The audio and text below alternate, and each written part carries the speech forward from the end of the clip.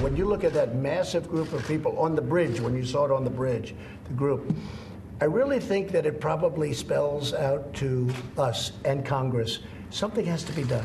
We'll have to call up our military if we need to, but we can't let this happen. We cannot allow our country to be violated like this. All right, there you've got the President of the United States yesterday in the Oval Office talking about the Caravan. Kellyanne Conway is a counselor to the President of the United States. She joins us from the North Lawn. Kellyanne, so much has been made of this Caravan of about 7,000, and now it sounds like there's a second one that is parked in Guatemala, and I think there's 2,500 there. What is going on?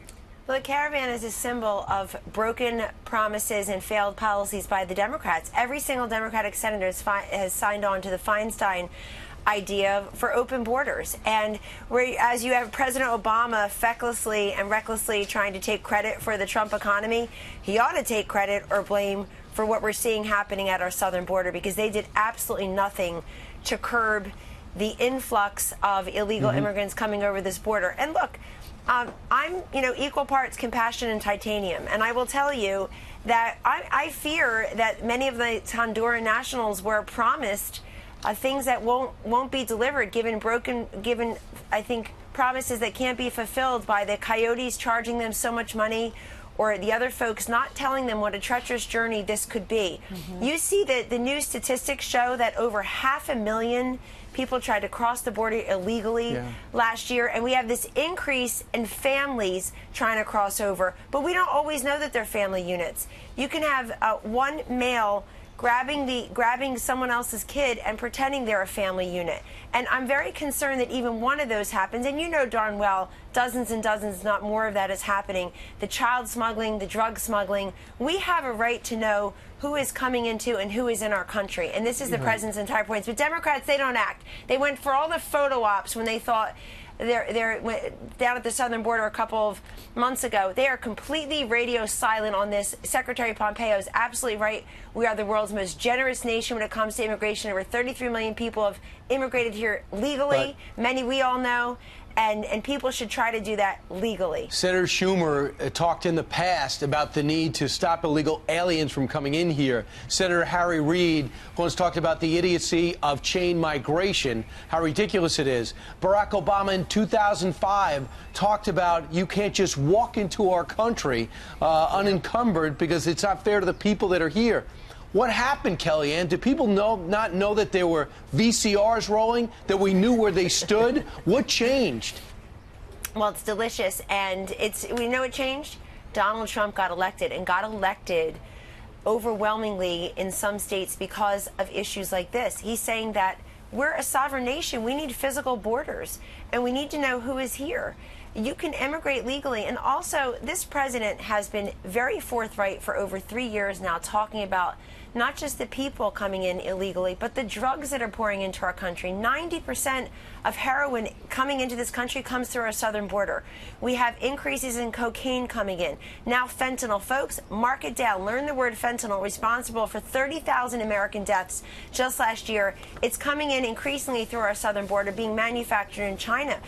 But this is the president's talking about the poison coming into our communities through the southern border, and it needs to stop. This is a failure of the Democrats to not act. And the president, my boss, last January in the cabinet room for 1 hour on live TV, said he would do a deal on the Dreamers. He wanted to end chain migration, end the visa lottery system, get that wall built, and he would do a deal on the Dreamers. And you know what? The Democrats never thought he'd make good on that. He called their bluff yet again. They walked away from the table, never to be heard of again.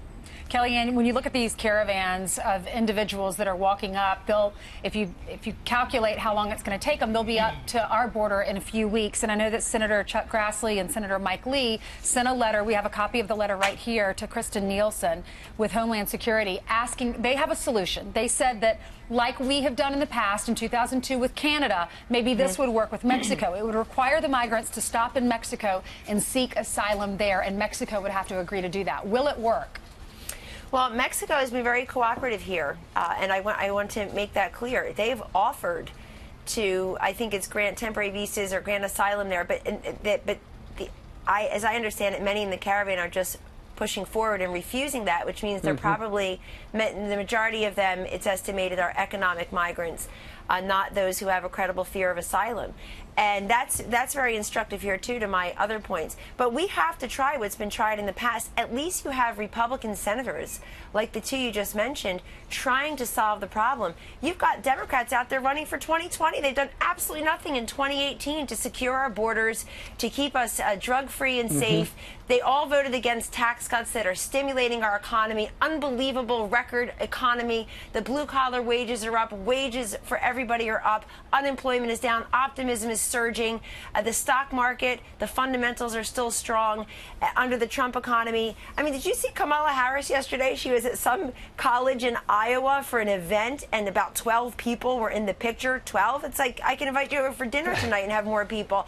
So and you know why? Because they're trying to sell things that nobody is buying. Why isn't she at the border saying, folks, let's come in legally? I agree with President Obama from 2005. I think every candidate should be asked, do you agree or disagree with President Obama from 2005? He's out there trying to take credit for a Trump economy.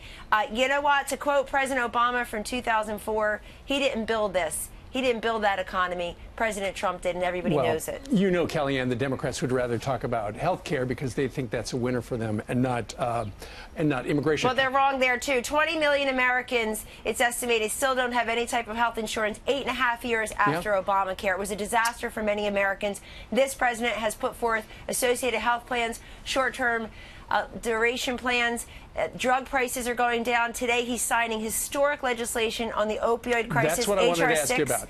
Incredible. It passed 98-1 in the United States Senate the same week the Kavanaugh vote was happening. So think about that. The most hyper-partisan, divided week on Capitol Hill since we've gotten here. And yet this president's leadership forged the most historic, comprehensive, single piece of legislation on any one drug crisis in our nation's history. There's more money in there. There's increasing access to treatment, more for law enforcement interdiction, strengthen those penalties against high-level drug traffickers, but help those babies. We have 150 newborns coming into this world every day, into this country every day, struggling for their first breaths. A great issue that our First Lady has elevated into the fore. It's a big day here at the White House, bipartisan legislation. Bipartisan. I think the country needs to see it. Will there be a Democrat represented there for the formal signing ceremony? Yes, there is a Democratic senator who is coming. I know many are out on the campaign trail, and maybe others don't want to come to the White House. But, boy, are we glad that senators named, just hypothetically speaking, Warren and Kamala Harris and Cory Booker and Joe Manchin, others came forward and voted for this opioid package. Every single Democratic senator voted for a law that President Trump will sign in, and would not have happened without his leadership. He has elevated the opioid and drug crisis from day one of his administration. Lives are being saved. The number of first prescriptions are going down from 30 pills to 5 or 7. Yesterday, our Secretary of Health and Human Services, Alex Azar, noted that overdose deaths are plateauing. They're leveling off. It's still a crisis, and it's a crisis next door because it does not discriminate by race or gender or age or socioeconomic status or geography. But we're increasing access to treatment. We're backing the blue. We're getting more of this fentanyl out of our country. And there's a great, let me say one last feature in this. Our U.S. Postal Service now must provide to Customs and Border Protection for every package coming into this country, including from China and Mexico, advanced electronic data. That's going to cut down on these illegal drugs like fentanyl coming in here. Right, Kellyanne, you did great work, too. The president asked you to lead, and you did. Thanks so much for joining us this morning. Thank you. Thanks, Kellyanne. Have a great day. You too.